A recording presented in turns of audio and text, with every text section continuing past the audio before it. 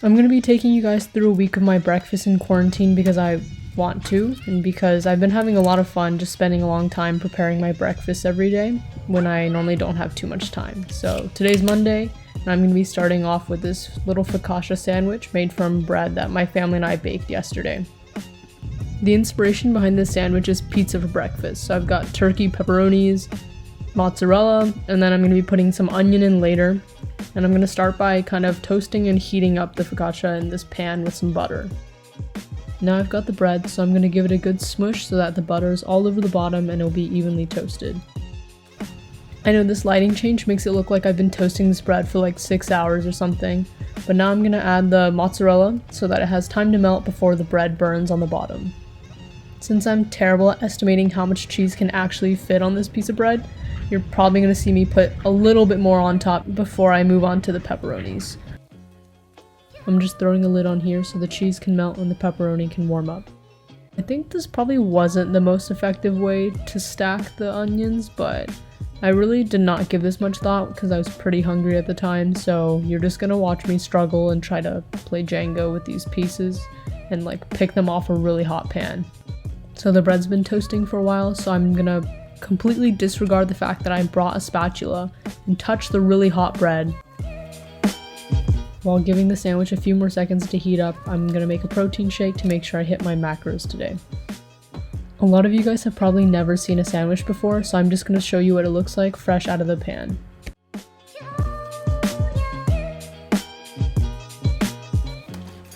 I have no idea where my blender ball is right now. This spoon looks really suspicious, so I'm just gonna check under it twice. Now that I found it, give me a second. Oh, hold on. There we go. So the secret ingredient to my protein shake is actually water.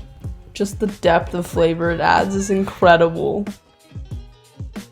While you're making this, don't forget to spill a little bit of powder every single time. I'm not joking, this is mandatory, you have to spill it.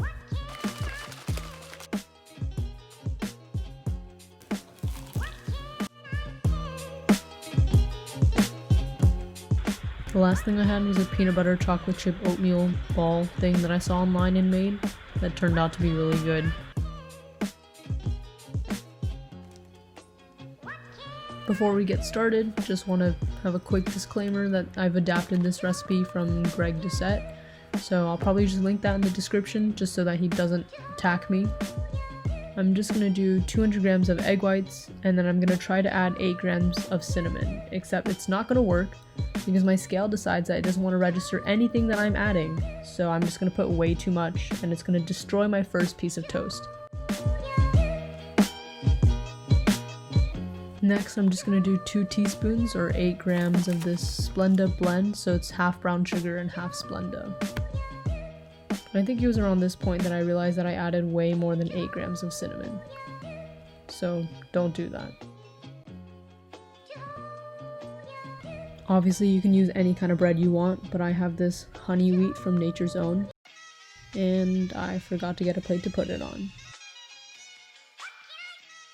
Everything from here is pretty self-explanatory. You're just gonna dip the bread on both sides and then put it into the pan and cook it. Yeah, this is the first piece I was talking about. It just has way too much cinnamon on it, and I think I'm trying to fix it by spreading it. Because nothing good ever happens on this channel, this side is too dry, so I'm adding more cinnamon mixture.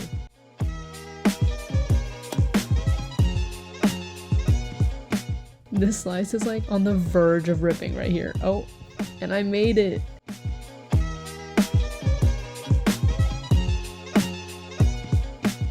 I couldn't flip the bread here, so I decided to punish myself by touching the hot pan. Give me a second, just really struggling with the chopsticks here. Obviously, this isn't your ordinary French toast. I mean, does your French toast have the texture of an omelet? You win some, you lose some, okay? You can sacrifice your health for some real good French toast, or you can just eat this and pretend. Some of you super detectives might realize that I have all the ingredients needed for a breakfast burrito. I'll start with this suspicious looking egg white texture, add some seasoning, and then mix it up. Since your pan's already hot and this turkey bacon is already cooked, you can just toss it in there to heat up.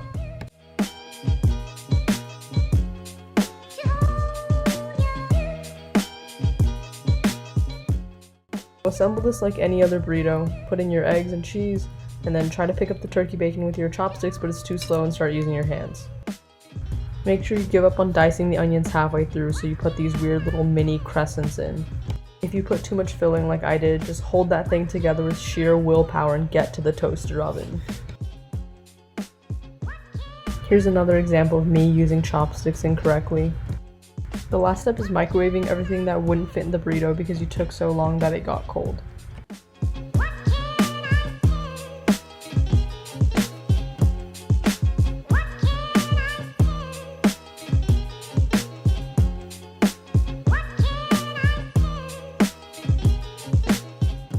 You can't make a video about breakfast without oatmeal. After the oats, add your secret ingredient water and then throw it in the microwave. I only had blueberries and bananas in my house, but you can use any fruit, except watermelon. I feel like bananas and oatmeal just go together, so actually the banana isn't optional, you have to use one. Oop! You're gonna need some kind of sweetener, so add chocolate chips or maple syrup. Wait, now I remember why I was adding chocolate chips. It was supposed to be a chocolate chip protein oatmeal. You're supposed to add the protein powder before you add the fruit, or else it's gonna look like this. This is my last ditch attempt to make it look good. Oh, muffin! These muffins are kind of lame by themselves. I can say that because I made them, so I'm just gonna add some cookie butter. We're not making your ordinary, boring-ass pancakes. If they turn out bad though, this isn't my recipe, it's from the protein chef. First thing you have to ask yourself is it ever worth it to try to separate the egg yolks for a recipe? This is one of the only times the answer to that question was yes, so let's proceed. After the almond milk, the protein powder, and the brown sugar, there's a secret ingredient. It's pancake mix. Since you've already committed to this recipe by separating the egg yolks, now you have to commit to beating the egg whites. To get these pancakes nice and tall and fluffy, we have to do some morning origami.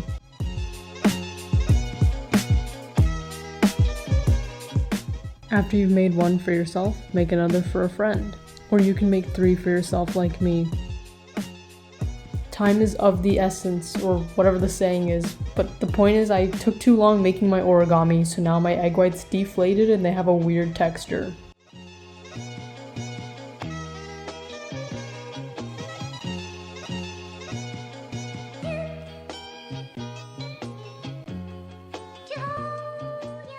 These pancakes are big boys, so however long you think you should be cooking it for, at least double it or triple it, because like 2 out of the 3 of mine were still uncooked in the middle and I was just too hungry and I ate them like that.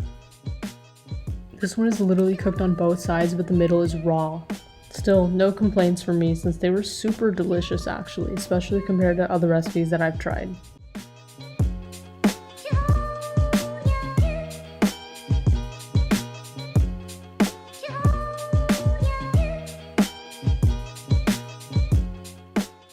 I can never decide if I like savory or sweet breakfast better, so I tend to flip-flop between the 2 of them. Today we're doing breakfast quesadillas since we did pancakes yesterday.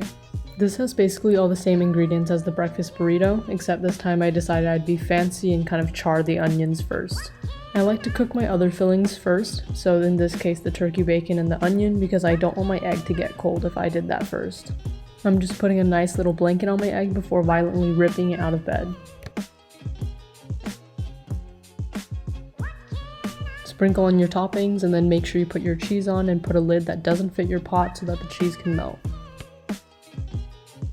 The only thing left is to fold it over, so I guess some more morning origami, and then char both sides until they're crispy to your liking. I tried my best to get a cheese pool, but I just ended up ripping off the bottom of the tortilla.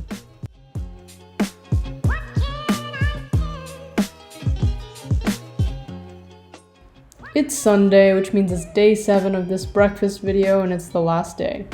So my original plan was to make like peanut butter and banana toast and then avocado toast, but I thought that was way too easy. I had way too much time. So I went all out and now you're gonna see me make a shit ton of food. Remember that focaccia sandwich from earlier this week? I love being able to say that. Okay, so I'm still on an Italian food kick. So basically I'm doing cacio e pepe inspired potatoes. I'm gonna throw these in the air fryer with some olive oil and pepper, and then I'm gonna add pecorino romano last.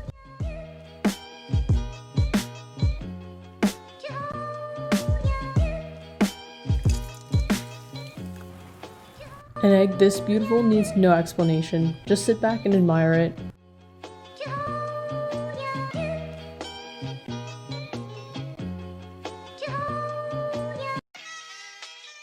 Even though I'm obviously a real chef now, you still can't go wrong with toast for breakfast. So instead of avocado toast, since I don't think we had any avocados in the house, and I don't know why that was on my planning sheet, we're doing peanut butter and banana, and then my dad's getting a special slice with just jelly.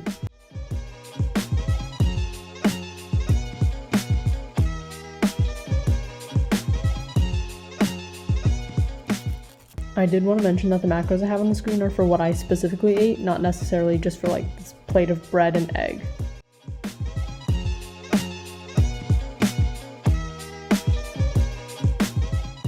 If you're listening to this, you made it to the end of the video. I appreciate it, and I had a lot of fun putting this together. Hopefully you enjoyed watching me make some stuff this week.